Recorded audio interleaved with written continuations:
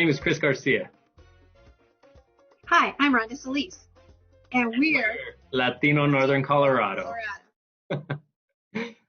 Thank you to our sponsor, the Fort Collins Office of Economic Health. You can connect with them online at fcgov.com/business. Thank you all so much for joining us online. As you know, in many of our episodes, we have a Did You Know? Since this is our 10th episode, bravo. Woo-hoo! I thought that we could pull the veil back a bit and share some of our favorite moments from the last 9 episodes. If it's all right with you, Rhonda, I will go ahead and start. Sure. As you guys can see, we're social distancing. And Rhonda is joining us from her home, and I'm joining us from mine.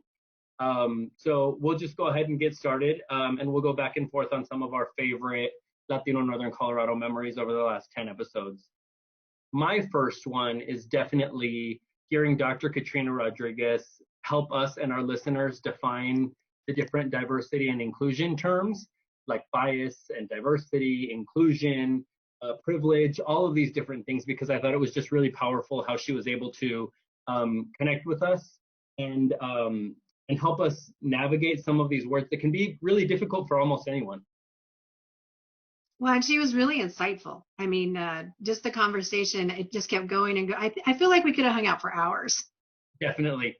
She's so mindful, and I really appreciate her. Would you like to share your first one? So my first one is actually our first episode. Accidentally, when I got in the car, for some reason it started playing, and just listening to it, it just brought back so many memories of you and I and our discussions and just how much excitement we had starting this project. And so I actually liked listening to the first one again.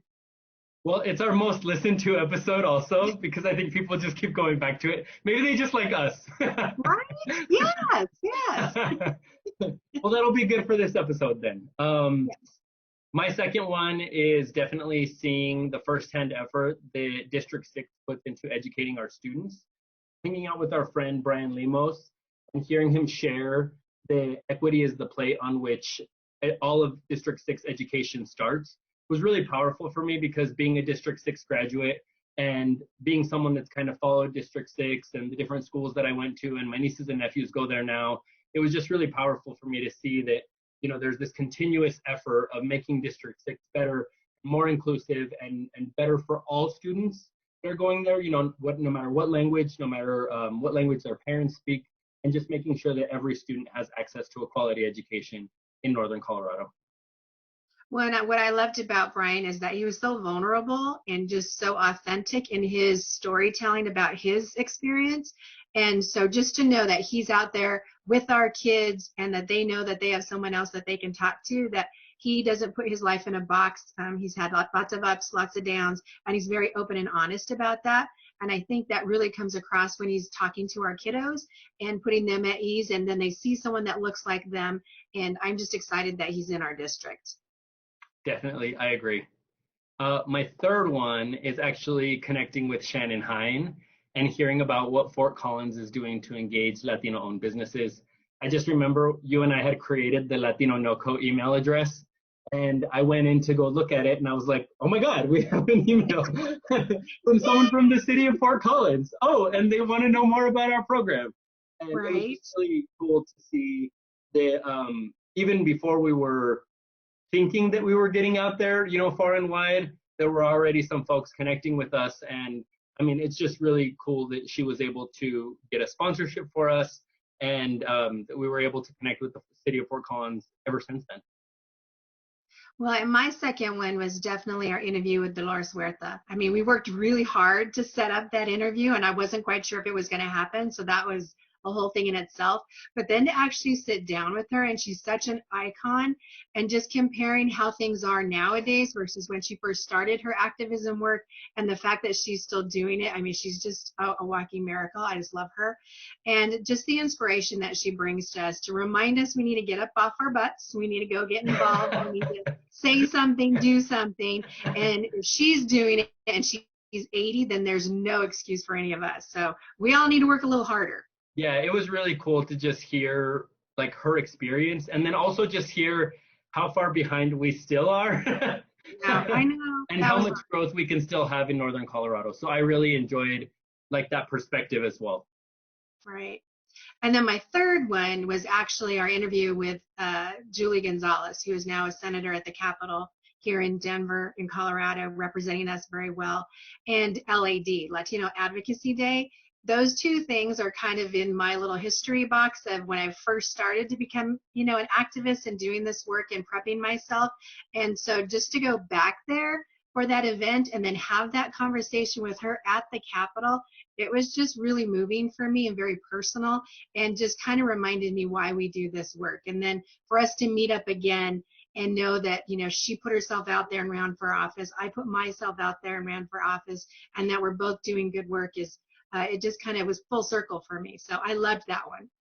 That was one of my favorite moments too. And I think that it was just really neat to spend time with the Senadora and just like, I guess, hear why it's so important for Northern Coloradoans to go up to the Capitol, down to the Capitol, and Right. really spend some time getting to know what policies are important, connecting with our legislators, and really making sure that our voice is heard, because it's just so important. Agreed. It was powerful.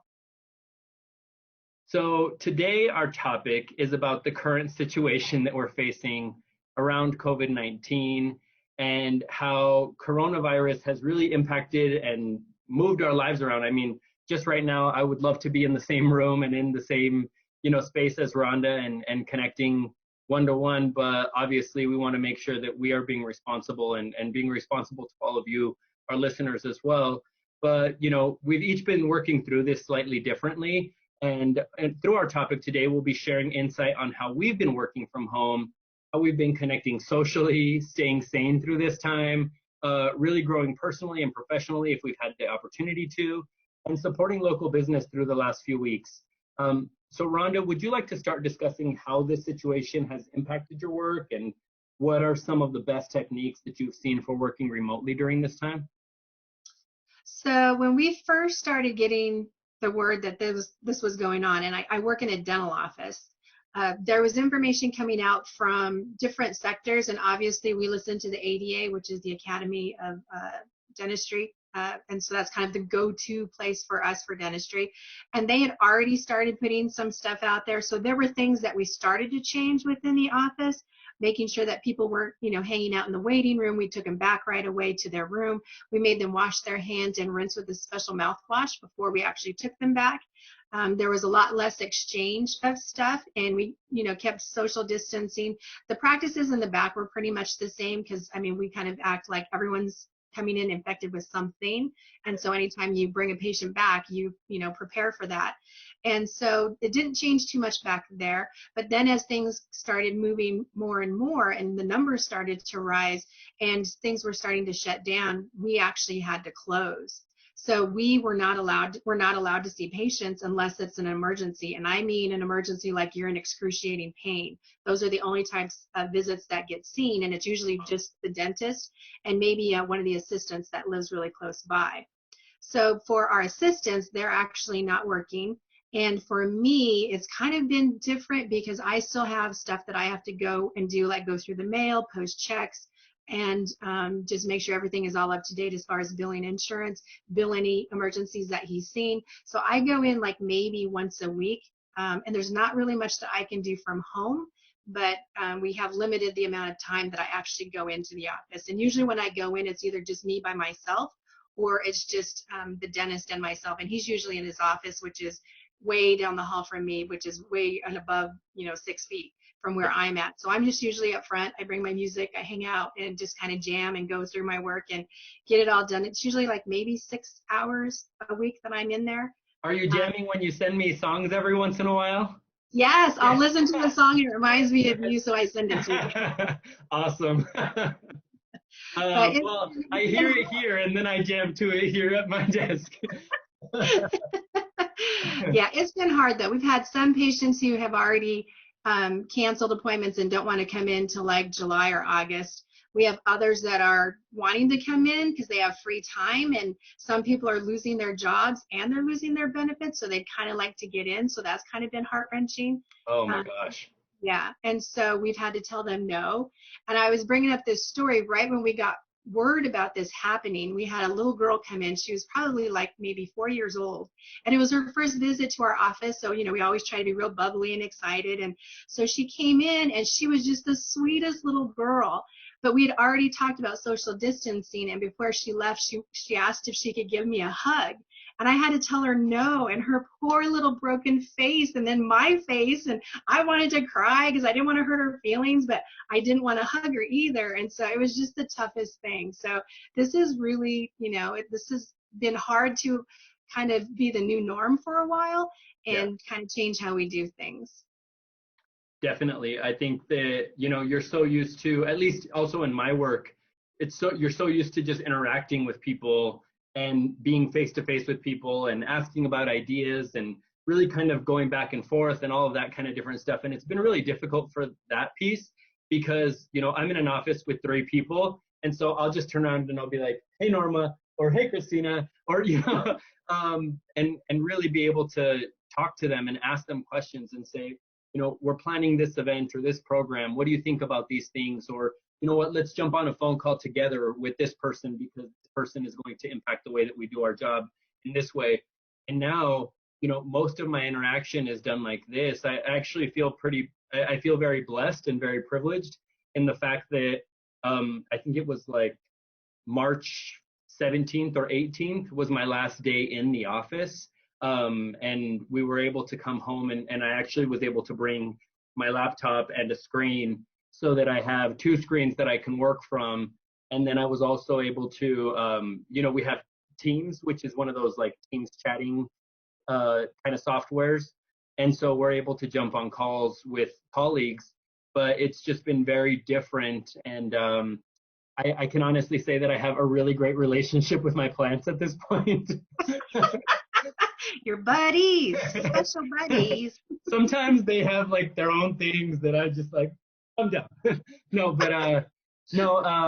But it really has been a privilege that I'm able to do my work from here.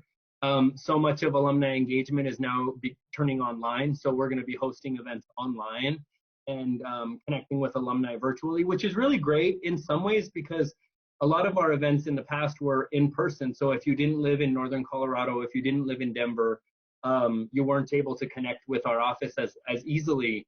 But now with this online version, well, you can live in Oregon, you can live in Southern California, you can live in Germany, and you can connect with us. And so this might be a brand new line of programming that we end up moving forward with. Well, we've had our first school board meeting this way, and so that was kind of interesting. And I've had a political meeting so far, and I just had to put it out there. So our Latino leadership cohort 8 was the first cohort to have a Zoom happy hour. Just letting you know, Chris, because I know you think yours is the best, but if you look at the alumni page, ours was the first posted. So. Well, that's nice. We already connect with each other often, so we didn't have to set. No, just kidding. Good try. Good try. No, we actually did set something up. One of my cohort mates is setting something up for next week. So we'll have our second one next week. Oh, bravo. Well, that ties into your question next, right? Yes. So talking about kind of how it impacted work and then also kind of techniques and stuff. So do you like Zoom? Are you liking that? Because that's what a lot of people are using, but I've heard some crazy stuff. I'm tired of seeing my ugly mug on a screen. You know what I noticed? My teeth are so big and so white when I'm on Zoom meetings. And the other part is like you can't hide your face. So if something's going on and you kind of have a reaction, it's like, oh, wait a minute. Wait, okay.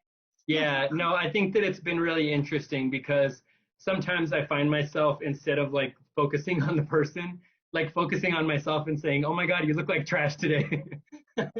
I noticed the beard. Everybody has, all the guys have the beard. Growing, and my hair is grown so much.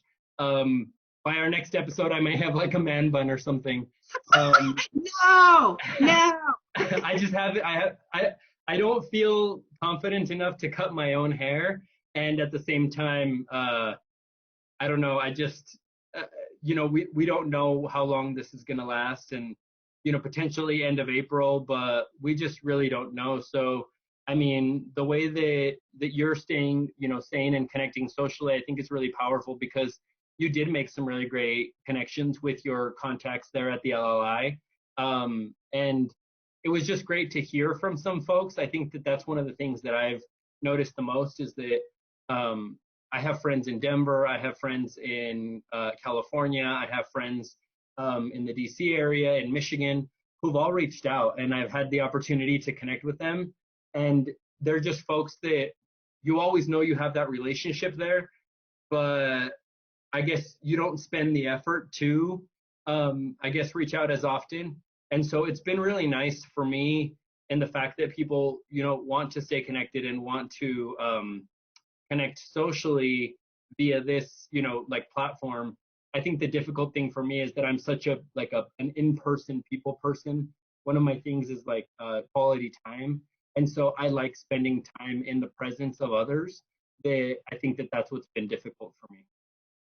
One is, and we're both very different in this perspective because you're by yourself. And I live with 4 other people and 4 dogs. Try and do a Zoom meeting with 4 dogs. The challenge is real. My plants don't talk right now, so. Well, I have one dog that has to be with me all the time. So usually he's in the room with me. So yeah, or he's scratching at the door. So my mute button has to be on a lot.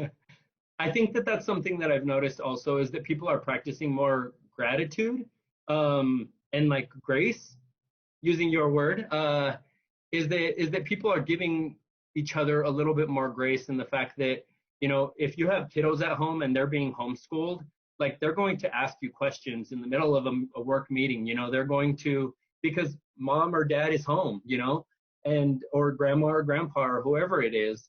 And at the same time, if you have a pup that's sitting around, they may want some attention or they may need some attention. And so I think that that practice of grace, it has been really elevated during this time. And I think the other thing that I've seen is just the gratitude. I've seen even Google yesterday, it was really powerful how they posted in gratitude to, cleaning people and janitors and all these folks that keep us safe and healthy, when in the past, people thought of that as like a bad job or a job that you didn't want. And so I've really liked the fact that people are really spending the time to be mindful and give gratitude for others in a time that is really scary. Well, and I've been really fortunate that my kids do live at home. I think it was probably like a year ago. We were talking about them moving out, and I just kept thinking, I feel like something's going to happen. I don't know if it's just with the economy or something, but I kind of feel like something's going to happen. I'm not too eager to push them out. And I can tell you, having them close, going through this tough time, actually puts my mind at ease. I know that they're here. We're taking care of each other.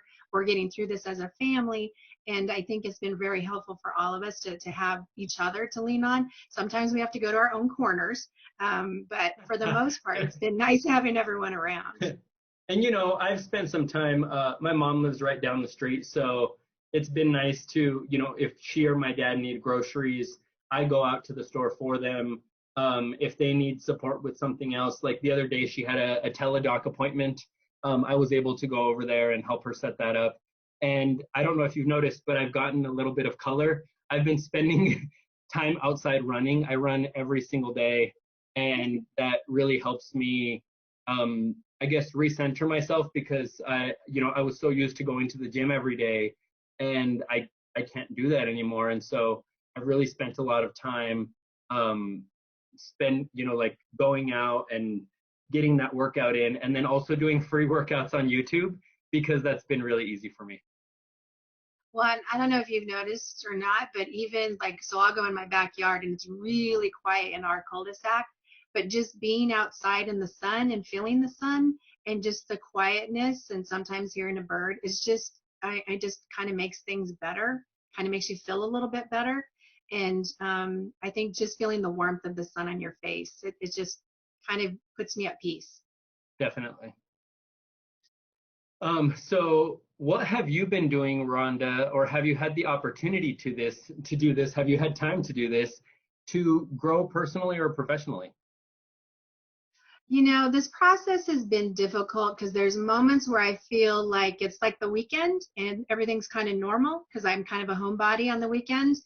And then there's moments that it hits me just like, whoa, what's actually going on? And I know that there's been a lot of people that have, kind of set goals and, they've, made plans and certain agendas and stuff for them every day. And I think for me, because I'm kind of an empath, my biggest struggle is just trying to find peace because in my mind I'm thinking of, kids used to go to school, and if there was anything, bad going on, any kind of abuse, our teachers were the front line to diagnose that or to make a phone call. And now we don't have that. I'm thinking of the kids who don't have that regular teacher that they, see, during the week that makes them feel calm and kind of gives them some kind of normalcy of what their days are. And now they don't feel that. I worry about, are they going to be able to eat? Are families going to be able to eat? Who's struggling right now? Our undocumented population, what's going on in their households? And so I think for me, it's just a real struggle to be able to breathe, and just, send out as much positive energy. I'd love to volunteer. Unfortunately, I'm in the high risk group because of my blood pressure. I have to take high blood pressure medicine. So my husband was not allowing me to go volunteer because that's usually another thing that I do that, kind of feeds my soul, is to go volunteer. And I know the food bank needs people. Yes. And so I've really struggled with just trying to keep my mind and my heart at bay, and not just, be on the ledge all the time of, how horrible this is for some people. And I recognize the privilege that I have, and I'm fortunate in that way. But there's still this part of me that just, I know that there's people that aren't eating. I know that there's people that are struggling within their household and their relationships with their family, and that's causing more stress. And some people have lost their jobs. There's another stressor. I worry about the animals. I mean, I get to have my animals around me, my dogs. Everywhere I go, they follow me like a little parade. And I know that, sometimes animals, that's the first person or thing that people go to when they're frustrated, which means that they'll hurt them. And so for me, it's just been a struggle to kind of calm myself and just hope that things are okay in these households. And just when are we going to get back to normal, when we can make sure kids are okay, animals are okay.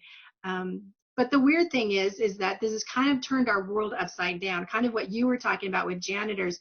The people that supposedly didn't mean a lot to people are the most important people right now. The low wage workers, the people that work in fast food, the people that work in our grocery stores that stock our shelves, the janitors, all those frontline people, the people that are, that's what I was just going to say, those people that don't get a break. And I'm sure they're not having the precautions and the safeties that a lot of us have, and the worry of if one of them gets it, what happens? Do they have a doctor they can go to? Do they feel comfortable going to the doctor? So I just really struggle with a lot of that stuff. So I haven't had like a real plan of I want to do this, I want to do that. And I've struggled with restaurants too. I feel like my face is filling in a little bit because I keep trying to order all this food and help these restaurants out, which is not helping me. But, I've been trying to do my part because I worry about everybody. Definitely. I have to agree. I think that it's, during this time you have a lot of time for reflection, or at least I have had a lot of time for reflection, in the fact that, I'm here working, and in the beginning, it was actually hard for me because I thought that it was going to be hard for me to work from home because I was going to have like distractions or the TV or this or that, But actually, the difficult part was ending my day. I was working until 7:30, 8 o'clock at night. I was here. I was like, I might as well do something. And so it's been really hard for me to kind of like separate that. And over the last weekish, I've really been spending time and saying, okay, it's 5 o'clock. I have to jump off. I jump on at 8. I take my noon lunch. I jump off at 5. Like I have to do that so that I can, really kind of take care of myself. And then to grow personally, I think that I haven't shared this, I think, on the podcast before, but I'm a member of a book club, and we've been reading a book, and it's a really hard book. Like, I actually don't think that I actually like this book. Oh, what is it? It's called The Four Agreements, and You don't like it? it's really hard for me to read. I'm like, I've just kind of been struggling, and every time I'm in like chapter 1, and then I'm in chapter 2, and then I forget what happened in chapter 1, so I have to go back. And I think just like the way that you, like, I guess the writing style is really difficult for me. So I've actually like thought of just getting Cliff Notes, and It's not even that thick of a book. it's not, but it's been really hard for me. So that's one of the things that I know that I have to take more time to like go in and actually spend the time to read it, and but not get distracted about other things. And then just personally, I think that it's also a good opportunity to write. And so I wrote a post maybe right at the beginning, like the day that I started working from home, and I asked people what their major tips were for working from home. And so I plan on posting that blog in just a few days, actually, because I've had the opportunity when I'm done with work after 5 o'clock just to log in and write down some of these topics and share how this has impacted me. And maybe it's impacted folks in a similar way or in a very different way. And yeah, those are some of the things that I've been able to do. So I've struggled a little bit just because on social media, I've seen some sites where it's like, they want to be helpful, and they're talking about, if you need this, you can go to this store. I saw it's there, type of thing. And then it's hard to not get political, though, and to not talk about what's going on. And so I think that there's people that kind of want to separate the two, and I can do that for a little bit, and then I kind of go back, but this is going on, and this affects these people, and how do we not talk about it, and how do we not talk about people not social distancing? I see it all the time everywhere. And I know when the city opened up the golf courses, that was really upsetting to me. It's like, there's a certain group that can go there, and all the other parks are closed. And so what is the message that we're sending to our community? And I think it kind of irritates people a little bit, because you want to have those serious conversations, and they're trying to just talk about the good stuff and trying to make people feel good, which I totally get. We need that. And yet there's this part of me that I just cannot let go of having those serious conversations of what's going on, and we need a voice, and we need to talk about it, and we need to stand up for those people that can't stand up for themselves. And then I struggle. My sister was talking to me, because I know that a lot of people are worried about the workers at JBS. Yes. And then yet there's some people that are saying, you guys just need to leave us alone. If we don't work, then we don't get paid. And I don't know what everyone's status there is. So if it closes down, or they close it for a little bit, I don't know if there's some people under DACA and if they won't qualify for some of the benefits. So it's just this struggle, this constant struggle. And so I've had difficulty with that. Yeah, I really agree. I think that it's scary because, I mean, I actually know folks who work at JBS and who have some of those fears, or their kids have those fears for them, because you just continue to see in the news that the numbers are going up, and it's scary because I think, I don't think that it's a stretch to say that there may be some undocumented people that are working there. And so if they are laid off or the company does close, they get no benefits. They get nothing. How are they supposed to live? And so I don't know, there's this crazy balance that I don't know how I would be able to handle that, because I would want to make sure that safety and security of my my employees are number one. And at the same time, like, I understand if people can't work, they can't make the money to pay whatever bills there are out there. And maybe they don't qualify for other benefits. When you and I have discussed this with other community issues, kind of like the situation with Bella and the oil and gas industry, it's a struggle to be, here I am on the west side. I don't want to go into their neighborhood and tell them this is what they should be doing, because I have the privilege that I can do that and I don't feel the ramifications of that. And it's kind of the same thing with JBS. It's like I want to protect them, but I almost feel like it needs to come from the workers, because I don't want to go in with my privilege and cause somebody their job. And now that is their whole livelihood. Even though I know this is hard for them and their health and I worry, it's still a constant struggle. And so, yeah, it's that balance that you were just talking about, and where we lend our voice to and where we push and where we have to back off and where we have to just say, what would you like us to do? How do we support you? What can we do? I want to be an ally with you, and what do you need from me? And if you don't need anything, if I just need to stay out of it and let you do you, and you guys figure this out, I need to respect that. Yeah. But it's I hard. don't know. It's a really difficult time. It's a really difficult time to, I guess, acknowledge what space you can take up, acknowledge what space you should step back from. It's a hard time to, I don't know. I think it's just hard also because you're used to spending time with folks, right? And saying like, I mean, I know that I've bounced stuff off of you. I know that you've bounced stuff off of me.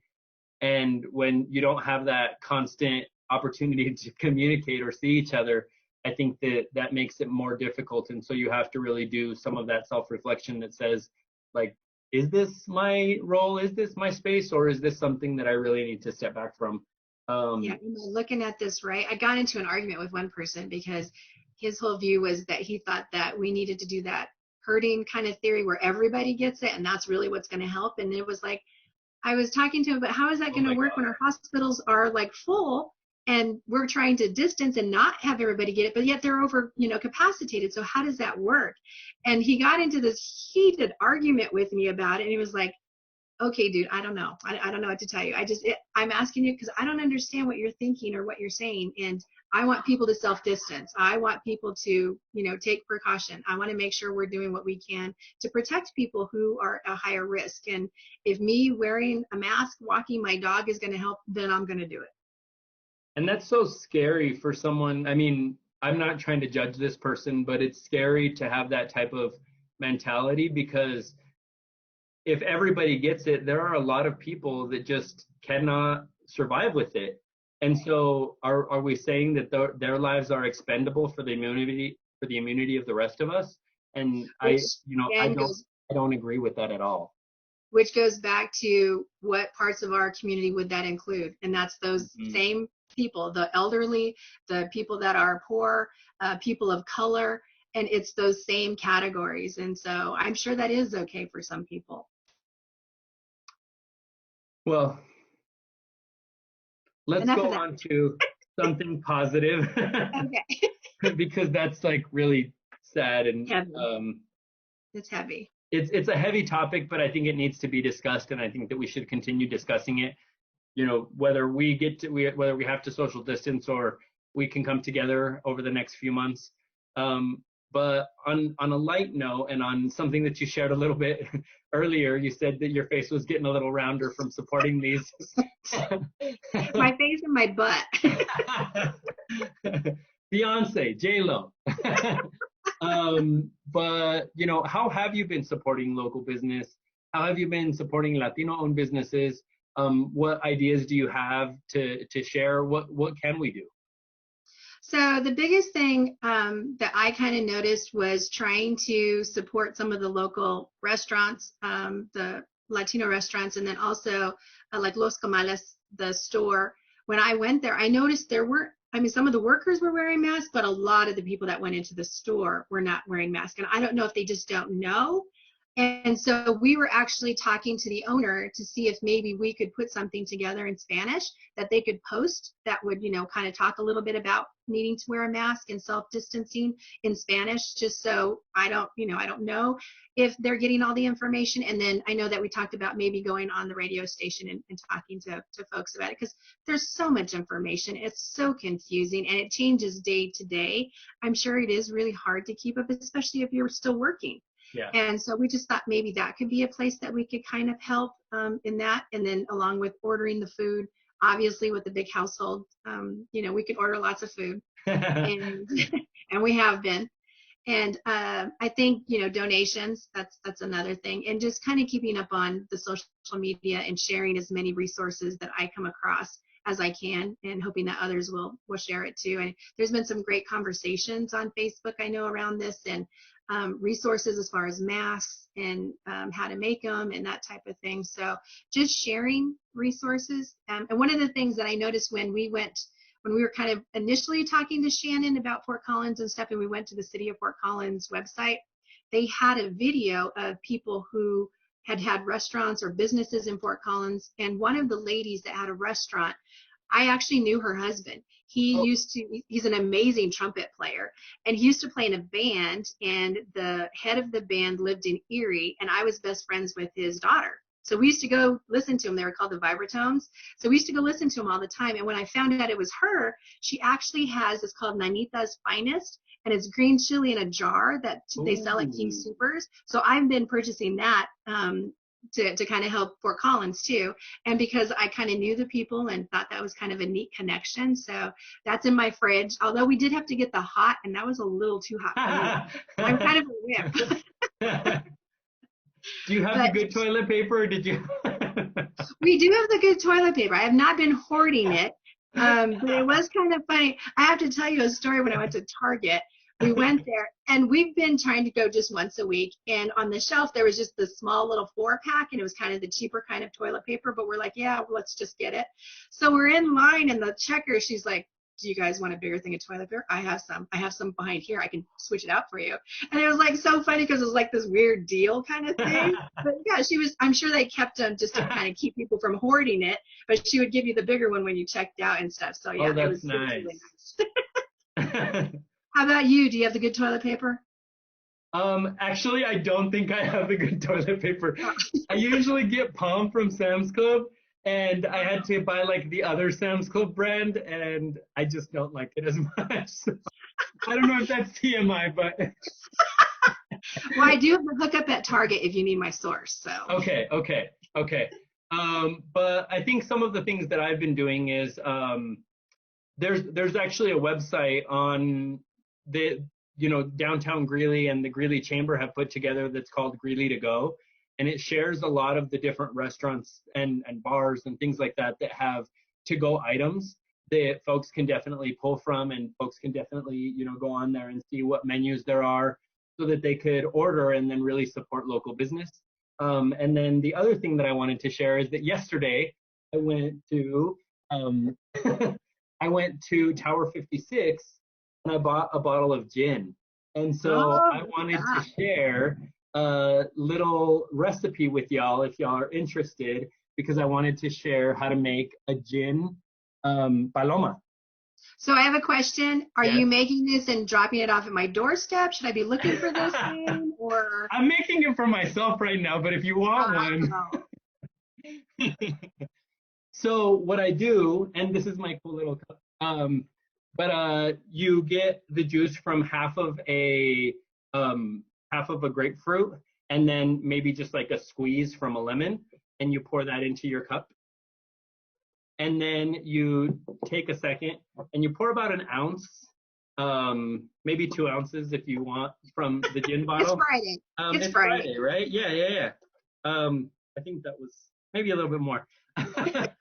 And then you grab a couple of your ice cubes, or if you already have them in there, that's completely fine, so that you can just slide those in there. And then the last thing that you put in there is some Fresca. And so that then is a great summer, spring drink that you can put together. And actually, this is the first time I'll be tasting the gin. And so I'm really excited that, cheers. That is so not fair. Oh my God, it's really good. Is it? Yes. Again, my doorstep. I will be expecting one on my doorstep. You have to come and get it to go. What? I thought you delivered. Oh, you can ask, what is that called? The DoorDash. DoorDash. Can you go to Chris's house and pick up and then drop to me? I don't think it works that way. My delivery fee is slightly higher than I think. How did I know that? I knew that. I knew that. Well, I'll have to try that. I Yes. did hear from my LLI Zoom group that actually vodka and red wine is really good for blood pressure. So I might have to try that. And also cholesterol. It's also good for a hangover, I think. Oh, or to give you one.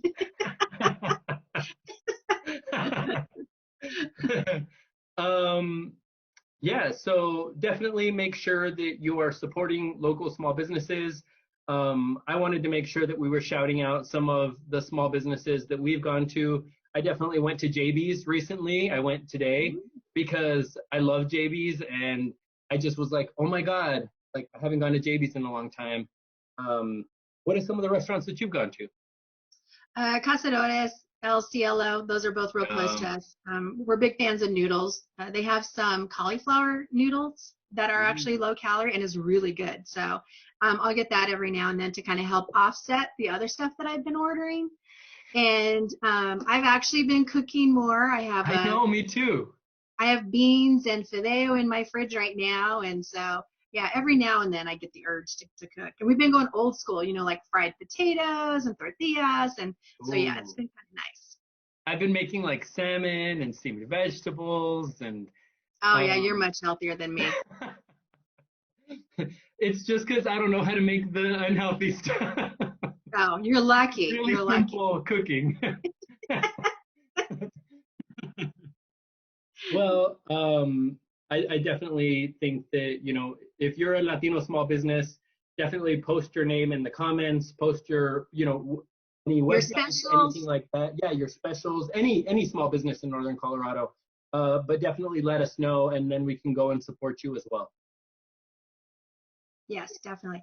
And just to let you know, Chris, I have missed hanging out with you. This has been, I definitely can't talk to you on the phone. I don't like doing that. So it's either like face to face on Facebook or Zoom because yeah, I've missed hanging out with you in our conversations for sure. Me too. I think it's been hard because you just kind of have to manage getting used to every single day now. I think Right. that like that's one of the things that I've struggled with the most is really understanding, you know, how do you work from home? How do you really put this stuff together? But I do miss like every opportunity that I have to learn from you. When you calm me down. Or pick you up. Yes, or pick me up. And just the opportunity to spend time together. Definitely. We need our own happy hour. I mean, on top of this one, because I agree. I agree. I'll have to go get some of that gin now so I can make my own since you don't deliver. So thank you everyone again for listening. Please join our conversation. We know these are tough times right now. We here at Latino Northern Colorado hope that you are all being safe, keeping your distance. We will get through this. It may not go back to the way things always were, and that could be a good thing. We wish all your families well. We know that some are struggling. Please know our hearts go out to you. And we'll keep posting resources on our Facebook page to maybe help out to see if there's some links and stuff that we can put out there for people to reach out to. And please, please just keep your hopes up. And like I said, we'll get through this with ganas and grace. definitely with ganas and grace, or at least ganas. Yes. Well, no, we have to do grace too. Yeah. And for the final time, and hopefully not the final time, but for the final time as part of this contract, I want to say thank you so much to our sponsor, the Fort Collins Office of Economic Health, as they support the development of a vibrant and resilient economy here in Northern Colorado. Remember again that you can connect with them at fcgov.com/business. Shannon, your support and continuous engagement has truly, truly, truly made a difference for us. And we hope that we can continue this relationship and see it continue to grow. I know that we would never have had the opportunity with Fort Collins Startup Week or so many other things just because, there was an opportunity that you would share with us. So I thank you so much from the bottom of my heart for supporting Latino, Latinx owned businesses and businesses in general in Northern Colorado. And I just want to say that we see your work and we see the difference that you're making. Well, and we love you, Shannon. You've just been a delight to get to know and work with. And thank you, Fort Collins, City of Fort Collins, for really paving the way of what other communities should be doing when it comes to outreach to Latino businesses. Thank you. Definitely. Well, I definitely invite you to join us for episode 11. We still don't know what it's going to be yet, but we look forward to Have continuing to. suggestions? Send us some. Yes, yes, yeah. Put them in the comments. What do you want to hear? But we look forward to continuing to engage you and support our listenership and helping us keep build community. So thanks again for joining everyone and listening. Let's continue this conversation online for right now and hopefully in person at some point. But look forward to connecting. All right, folks. Bye.